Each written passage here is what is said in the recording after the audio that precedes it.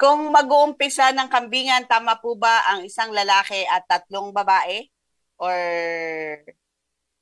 Kahit po ano, isang lalaki, 10 babae. wala akong budget, kaya tatlo lang? Kung ano po, kung kayo po ay mag-aalaga, wag muna po kayo bumili ng lalaki. Mahal eh. Okay. Ang gawin po ninyo, meron naman pong ano, nagpapa-stud, yung pong Mm-mm. magpapakasta. Apo. Bayaran nyo na lang po yun. Mas maano po, malaki po ang, Practical. malaki po inyong matitipid. Mhm. Kung ganon. Para yung anak nga, yung po ang, doon po kayo magsimula mag-ano. So kapag ganyan yung style, Kuya Ramil, ilang babae? Kung makakapagsimula ka ng halimbawa, 5, halimbawa may budget ka, Mm-mm. magsimula ka ng 5, okay na yun. Okay. Mm. Kasi noon So, nag-alaga ako po, 10 babae.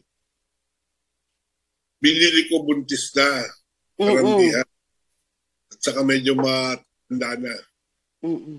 After 3 months,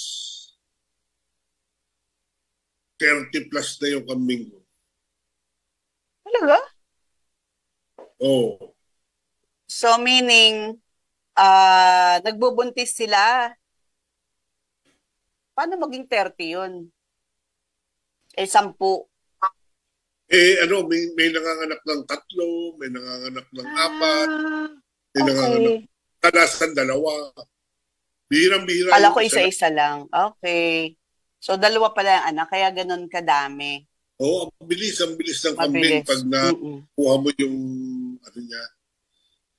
Kaya nga lang talaga sensitive. Katulad nga nitong nakaraang bagyo, itong malaking baha na Mm-mm. pumunta sa farm. Mm-mm. Kahit na yung mga bisiro, yung bagong anak doon sa akin, nung nanganak na, Mm-mm. after the bagyo, namatay pa. Oh, Bago yung, na-stress. yung mga buntis, Mm-mm. nanganak sila, patay. Oh, Parang stress talaga sila. mm-mm. Kaya Mm-mm. meron nga akong isang inahin, hindi nakalabas sa puwerta yung kambing. Kambing. Mm-mm. Namatay parehas. Parehas. Oo. Oh, ganun pala Hindi sila pag na-stress. kami na nanganak. Mm-mm. Doon po sa dulo. Kasi ano Mm-mm. lang kami, wala lang kami. Mm-mm. Kung saan saan nanganganak. Mm-mm. Kaya yun. Ah, kaya ganon. Pero mabilis siya padamihin. And Mm, yun nga ang isa sa problema, medyo sensitive ang mga kambing. Ay, ganun pala sila. So, ingat-ingat po tayo. So, sa mga papasukin niyo po na negosyo, especially pagkakambing. Kasi ang dami ko nakikita na nag-aalaga ng kambing. Though native, pag-alagala dito. So, dami sa lawak pa ng ano dito sa amin na mga ah, damuhan. So, ayan. And 'di ba yung lagi nating pinapayo na kapag magpapakain ho kayo, wag too early morning, 'di ba? Pagbasa pa yung mga wag niyo pong gagawin 'yon.